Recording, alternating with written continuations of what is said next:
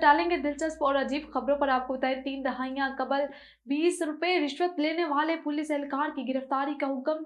Media reports के मुताबिक भारत की रियासत बहारका के सहरसा जिला के सुरेश प्रसाद नामी हवलदार ने 1990 में रेलवे स्टेशन पर सब्जी फरोख्त करने वाली खातून से 20 रुपए रिश्वत ली थी, जिसके खिलाफ पुलिस में शिकायत दर्ज कराई गई थी। रेलवे स्टेशन पर तैनात उस वक्त के अफसर ने रिश्वत सताने में मुलविस पुलिस एहलकार को गिरफ्तार किया था, ताहम हवलदार को जमानत पर रिहा कर दिया गया था।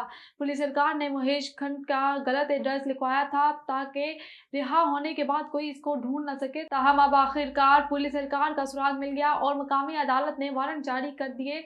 मुलजिम को गिरफ्तार करके अदालत के सामने पेश करने का हुक्म दे दिया गया। और सोशल मीडिया पर वायरल का जनून, अनोखी हरकत नौजवान की जान ले गई। मीडिया रिपोर्ट्स में बताया गया है कि एक 20 साल नौजवान शिवराज के सर पर सोशल मीडिया पर मशहूर होने का भूत सवार था। कुछ अलग करने की ख्वाहिश में नौजवान ने सांप को मुंह में लेकर वीडियो बनाने का फैसला किया। शिवराज और इसके वालिद सांपों को मारकर रोजी कमाते हैं। कोबरा को भी दोनों ने पकड़ा और शिवराज के वालिद ने वीडियो बनाते वक्त इस सांप को मुंह में रखने का कहा।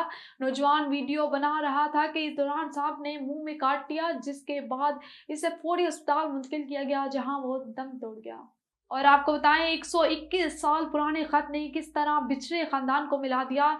आज के इस तरक्की याफ्ता दौर में जदीद सहूलतों की मदद से दुनिया के एक कोने से दूसरे कोने में राब्ता करना मुमकिन हो गया है, लेकिन हमेशा से ऐसा नहीं था। माजी में दूर दराज बसने वाले अक्सर अपने प्यारों से बिछड़े जाते थे। ऐसा ही कुछ हुआ बरतानिया के एक खानदान के साथ, जिन्हें 121 साल पुराने खत ने फिर मिला दिया।